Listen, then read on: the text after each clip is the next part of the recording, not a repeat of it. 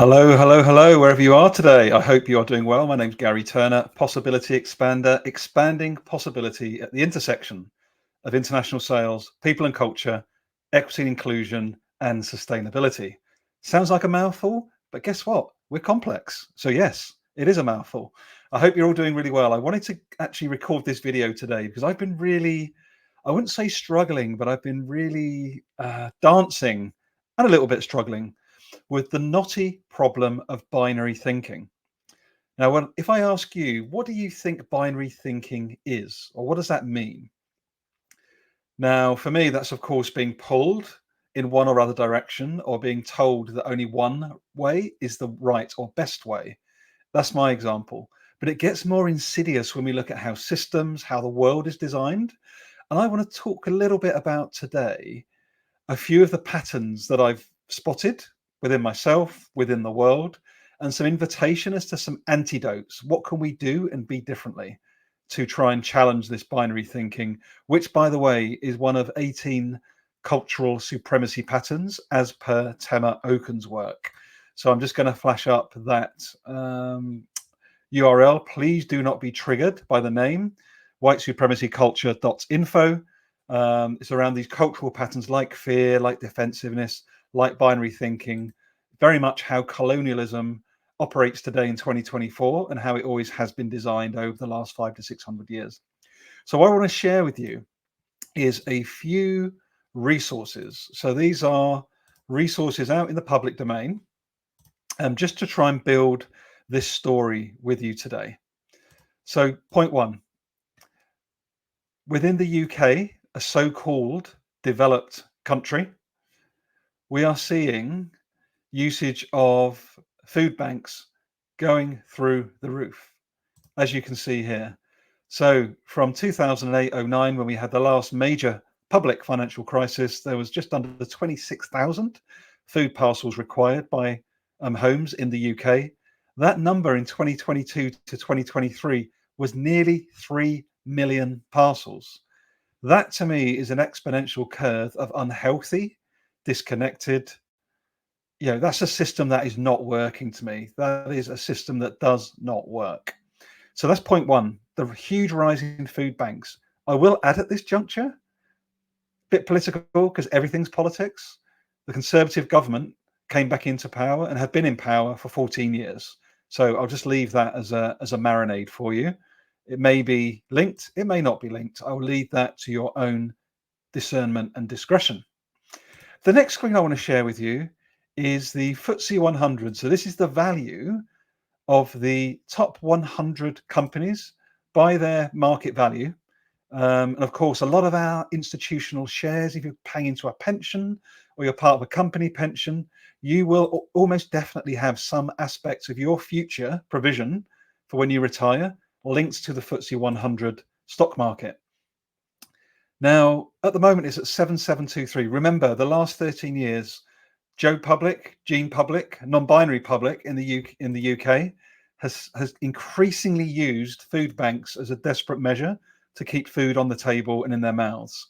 And at the same time, over that same period, and longer actually, if we go to the max amount of time, if we go back to 2008-09, look at that. The stock market was running for the top 100 companies by valuation right down at 3,830, the index, less than half of what the index is today when we had the last so-called financial crisis. And look at that, look at the wealth, look at the amount of value that is being extracted into the stock market, and look how high it is today. So reminder, we're almost at the highest point of the FTSE 100, top 100 companies in history. And at the same time, we've got the biggest use of food banks in the UK in history. So I just want you to join those two dots for yourself. What are you thinking? What are your thoughts? What's working? What isn't working?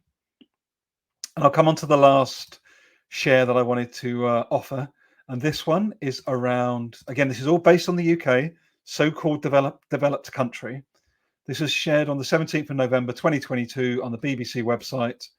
And what you can see is the UK faces the biggest fall in living standards on record As of November 2022, the government's forecaster said household incomes, once rising prices were taken into account, bear in mind those rising prices get extracted. They're taken as profits as part of big corporates. I know because I work within them. And then that goes to feed the stock market that I shared earlier. So just sharing that after all that's taken into account, living standards in the UK would reduce by 7% over the next few years. So company profits up, food bank usage up, incomes down. That is not a system that is inclusive, just healthy and working for the majority. And I'm just talking about the UK, my friends, just the UK.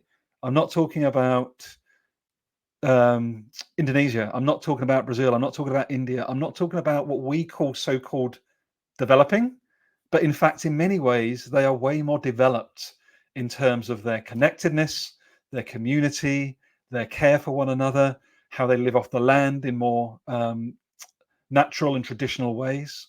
So I think we're dealing not only with an overhang of the COVID-19 pandemic, we're dealing with a pandemic of disconnection, a pandemic of greed, a pandemic of fear, and a pandemic of oppression. And that includes in the UK. So that might seem heavy. I don't think it's heavy. It is heavy because I'm looking at bloody kids being killed in Gaza and indigenous communities being moved off their land in West Papua. But what I mean for me in this moment, for you watching this video, should you have got this far, there is so much potentiality for us if we can look at things like our binary thinking. So let me talk to you about why all of this is relevant for me in this moment. I had what I call a huge moment of ego death, crazy ego death, about 10 days ago, which is that moment where in your body, in your soul, in your mind, your whole spirit is literally collapsing on the inside because you can see how much is going wrong on the outside, but you're feeling powerless and just like, what's the point on the inside? And after processing all that, realizing part of what my challenge was, is that I've been wondering, how do I speak about the topics like I've just spoken about, right? I've got to get by, you've got to get by within the same system that is literally crushing our spirits, crushing our souls, stealing our resources. Like we just see all of this wealth and money and goodness that is being created by the masses being siphoned off ultimately for the 1%, and then a tiny bit so-called trickling back down for our pensions in later life. Whereas what would it look like to come from a place of abundance and connectedness? And this is my challenge with my own binary thinking is, how does Garry show up? Like Garry, does he want to be like the warrior justice person that really cares about those in the global south, really wants wars to stop, really wants to make sure we're moving towards just worlds well beyond just my UK confines? Or do I have to show up as Garry, the person that cares about love and vulnerability and being the best possible leader and high performance? And of course, those two things are not mutually exclusive. I can show up as Garry, embodying all of that all of the time. That's on me to deal with that binary thinking of, oh my God, I'm doing it again. You know, I've been so conditioned through multi-generational trauma, handing down of colonial thinking and ways of being through education, through the workplace, through media, through government. But how much more possibility is there when we just go, I am enough. I don't need loads more. I need enough. Speaking from a massive place of privilege, I'm not at risk of being moved off my land immediately at this time. I do have resource availability to me. But also that's the point. What is that level of privilege? What's that level of freedom that I have that a lot of people don't have just by being who I am, born where I am, looking what I look like? So this to me is as much a message to you as it is to myself. It's a moment of reckoning for me to remember that this is a lifelong long journey of decolonization. I'm grateful to the Possible Futures crew who continue to allow me to journey in their Intro to Decolonial Sustainability course, because it's these continuous practices, it's this continuous dot connections that we can go, right, what is actually going on in the world? What's actually going on within me? What's going on within my family and in my community? And we all have choices. We can't always choose what happens to us, but we always have a choice of how we respond. And that, when I think about Kimberly Davis, is brave leadership. That to me is what it's like to come from a place of freedom-centered leadership, as per my friends at World Blue. There's a lot of amazing humans, Trina Casey and Shahana, who I'm collaborating with on the Beyond Hegemony podcast now, when we talk about a lot of these topics. My amazing human and brother from another mother, Cornell Thomas, motivational speaker, school speaker, sports coach, just all round incredible speaker, human, missionary on a world to bring positivity to the world. There are Tony McClelland, absolutely incredible, DIEBC, compassion at the end of diversity, equity, inclusion, belonging, and justice, and as well as compassion. Like, there's all of these amazing humans that I'm grateful are in my network that I call friends, who I want to collaborate with in the world in new, reimagined ways beyond this toxicity. We've got to be done with this, people. Like, who wants to continue to try and survive within a system that literally doesn't care about us? Even if you're a CEO right now, if you're a senior leader right now within a chemical company, within an oil and gas company, within a food manufacturer, I want to talk to you. I would love, love, love for you to engage with me on a new podcast platform that I'm setting up called Expanding Possibilities. And it's all about this conversation. It's a conversation, honest, vulnerable, grown up, looking at the facts, looking at the realities of our lives and just going, hey, does this make sense anymore? Should we be continuing not to hear from those voices that we deserve and should be hearing from? Those most harmed, those most oppressed, those most silenced, many miles from our shores and nowhere near the next materiality assessment that we're going to sign off as part of our global sustainability reporting. True, just centered relationships where we are designing work, we're designing the world to make sure it works for the global majority, including us in the West, and not just the small global minority, particularly the 1% that continue to benefit the most, as shown earlier by those three graphs. So I'm going to wrap up now and just say, I wonder what you've taken away. I wonder what you would challenge. I would love to have a conversation with you, particularly if you're a senior leader, business owner of an SME, pharmaceutical company, any large scale multinational company. If you're a leader, CEO, C-suite member, and you're prepared to start to have this real grown-up adult conversation around where we are, where we could be going, and let's maybe run some experiments together around what that could look like, I would love, love, love to speak to you. So, and also, if you want a load of free resources, you can find those, my friends. Go to my Linktree / Garry Turner. It's been on the screen all the time. You can also find the Value Through Vulnerability podcast.